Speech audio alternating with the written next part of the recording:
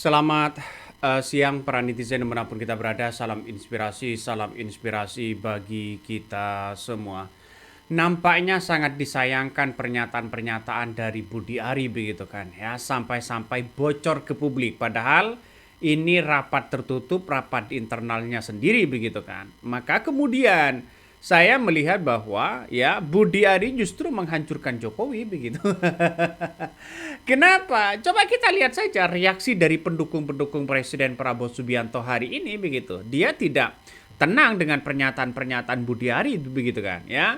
Jadi apalagi bersama dengan seorang Prabowo begitu, bersama dengan Jokowi pada waktu itu begitu. Nah, gejolak inilah yang kemudian ya Ketua Umum Gerakan Cinta Prabowo atau GCP begitu kan ya, mengecam pernyataan Ketua Umum relawan Projo Budiari ya, yang menyinggung kemungkinan dinamika politik bergerak lebih cepat sebelum ya tahun 2029.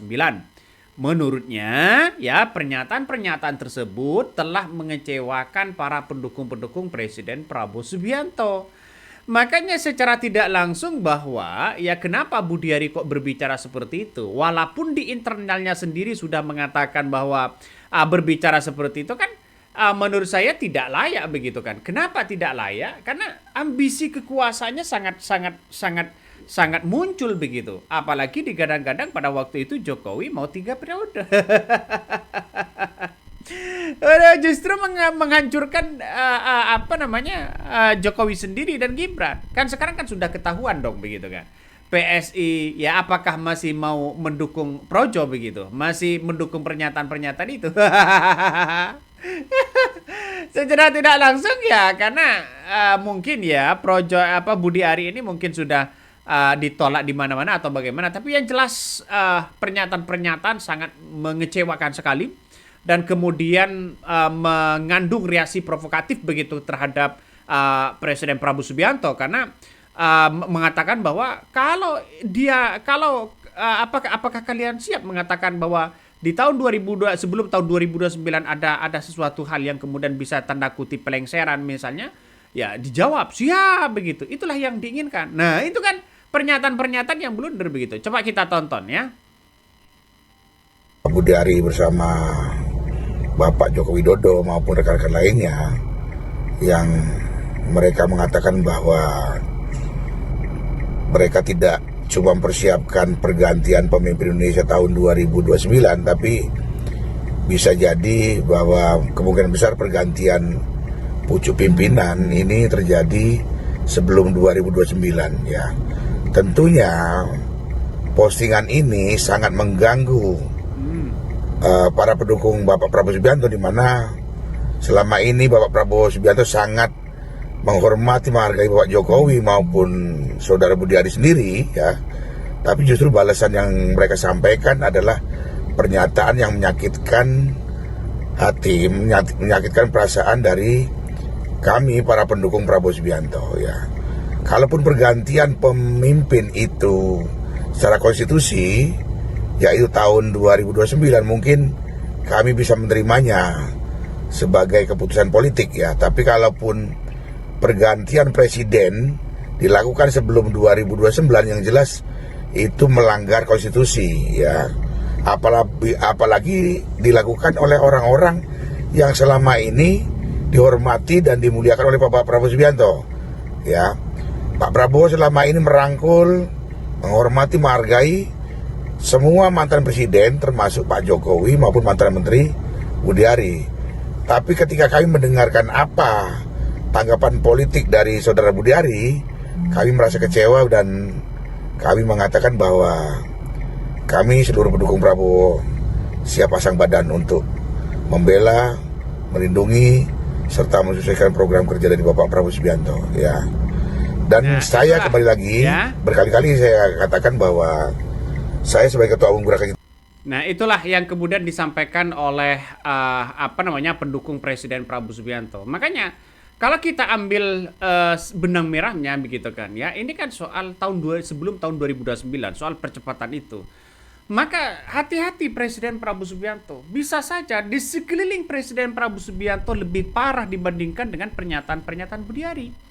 ya mulai dari strategi politiknya macam-macam begitu kan. Ya karena di sekeliling Presiden Prabowo Subianto ini masih ada orang-orang ya geng Solo begitu. Ini menjadi tanda bahwa di sekeliling Presiden Prabowo Subianto loyalitasnya perlu dipertanyakan.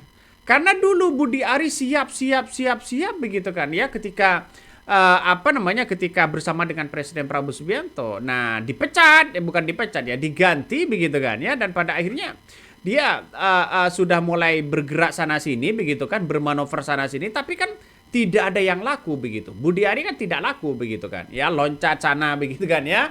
Akhirnya ditentang juga oleh kader-kader PSI begitu. Nah, pernyataan-pernyataan inilah yang kemudian sesuai dan terbukti dengan apa yang kemudian disampaikan oleh Ibu Koni, bahwa Presiden Prabowo Subianto ya hanya jadi presiden ya menjabat hanya 2 tahun.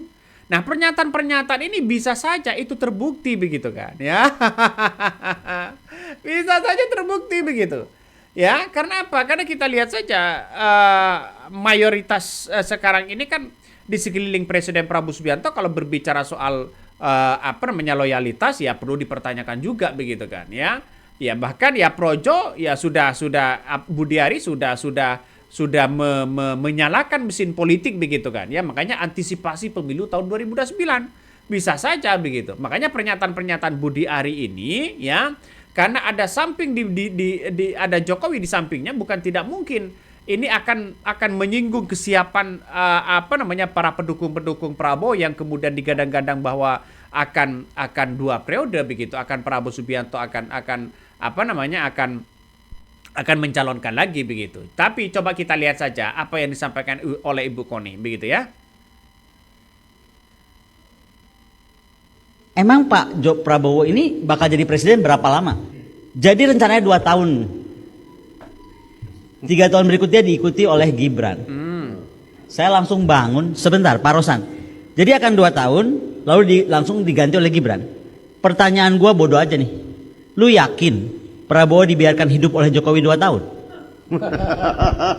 Kalau saya jadi Gibran atau jadi Pak Jokowi, saya matiin besok. Loh, betul gak sih? Kalau dia bisa mengkhianati Ibu Megawati Soekarno Putri dengan segala perjuangan yang menjadikan dia ada di istana sampai 2 kali, ada jadi gubernur Jakarta, ada jadi wali kota, apa bedanya dia bisa bunuh Pak Prabowo di tengah jalan? Makanya statement saya kan jadi kuat bahwa Pak Prabowo itu digunakan, bahwa Gibran itu memberatkan. Itu kan bahasa-bahasa saya, dan saya of course saya bilang sama Pak Rosan, saya nggak mungkin ada di sana. Nah, itulah ya pernyataan-pernyataannya menandakan bahwa begitu kan ya, bisa saja apa yang kemudian disampaikan oleh Ibu Koni ini terbukti nanti. Tapi kita tunggu saja begitu. Karena proses demokrasi hari ini kita lihat saja bahwa nampaknya Gibran mau tidak kalah begitu kan ya, mengambil kesempatan ya. Karena kalau Gibran gagal hari ini bisa kemungkinan begitu kan jadi gelandangan politik begitu. Karena dia tidak punya partai. Kalau hanya mengandalkan partai PSI, saya kira agak jauh begitu. Partai PSI sekarang coba kita lihat saja, itu jauh begitu. Nah, pertama saya melihat bahwa pernyataan Budi Ari tadi begitu kan sangat-sangat menyinggung begitu kan ya. Nah, pernyataan Ketua Umum Projo ini begitu kan ya, yang menyinggung kesiapan pendukung Joko Widodo menghadapi skenario-skenario ya pergantian Presiden Prabowo Subianto sebelum tahun 2029 dinilai sebagai bentuk ya hasutan politik yang membahayakan bagi tatanan stabilitas nasional ya.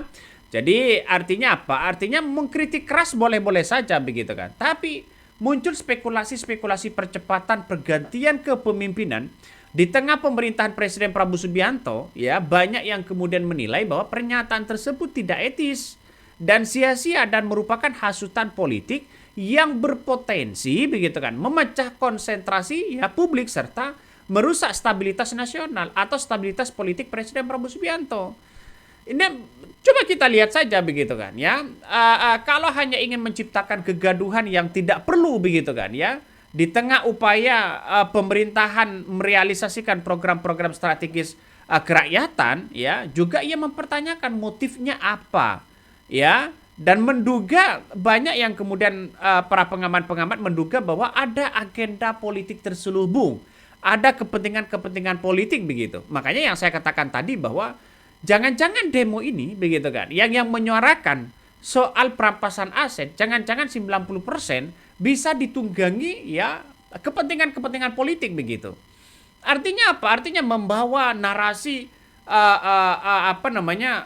menyuarakan rakyat soal soal perampasan aset. Jangan-jangan bisa saja ini ditunggangi begitu kan. Hal-hal semacam inilah yang kemudian bisa saja kalau kita ya komparasikan begitu dengan apa yang disampaikan oleh Budi Ari, bisa saja begitu kan, bisa saja dengan demo-demo seperti itu lalu kemudian dilihat sebagai kacamata kuda misalnya begitu ya, sehingga mengatakan bahwa Presiden Prabowo Subianto sebelum tahun 2009 begitu kan harus tumbang, harus dikudeta, bisa saja begitu dengan adanya demo-demo begitu kan. Tapi ya inilah yang terjadi begitu. Nah, pernyataan-pernyataan Budi Ari inilah yang kemudian mengandung reaksi keras ya, terutama dari pendukung-pendukung Prabowo. Menurut saya nanti akan kita diskusikan lagi lebih lanjut, termasuk pandangan Mas Kunis dan sebagainya. Tetapi saya ingin sampaikan, tadi saya sudah bisik ke Pak Jokowi, Pak, kok insting saya ini lebih cepat dari 29? Apakah kita mau? Belum tentu kita mau. Kita masih ngomong pemilu 29. Kalau terjadi percepatan gimana? Oke. Kita siap nggak? Siap. Itu loh maksud saya. Oke. Nah itu dia langsung mengatakan itulah yang diinginkan. Nah, ini kan bisa dikaitkan dengan demo-demo yang sekarang. Ini kan pada akhirnya kan lucu begitu kan, ya. Pada akhirnya kan lucu begitu. Makanya dengan adanya seperti ini sudah mengganggu stabilitas politik Presiden Prabowo Subianto ya. Bahkan ya mandat rakyat kepada Prabowo ini ya kabarnya secara tidak langsung memiliki legitimasi konstitusional yang kuat ya. Spekulasi pemberhentian presiden tanpa dasar hukum ini kan sudah dinilai mencederai demokrasi konstitusional yang ada. Bahkan banyak para elit-elit mengingatkan bahwa politik dan pimpinan organisasi relawan agar menghentikan politik adu domba ya serta narasi-narasi demi ambisi dinasti politiknya. Coba bayangkan dinasti politiknya apa begitu? Semuanya kan rakyat yang memilih. Bukan dipaksakan. Toh pada hakikatnya Gibran menjadi presiden misalnya atau wakil presiden yang sekarang ini menjabat. Apa yang kemudian bisa diterima di kalangan masyarakat terutama anak-anak muda begitu. Secara komunikasi politik saya kira masih kurang.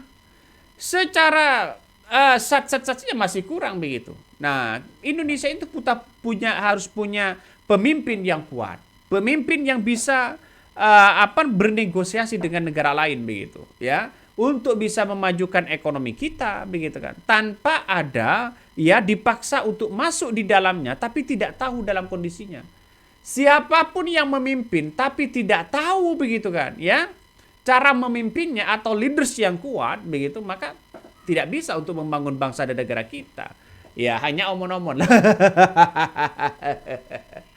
Aduh. Oke, mungkin itu yang kami sampaikan ya. Tonton terus di channel Hodari Podcast Rakyat ini. Jangan lupa di subscribe.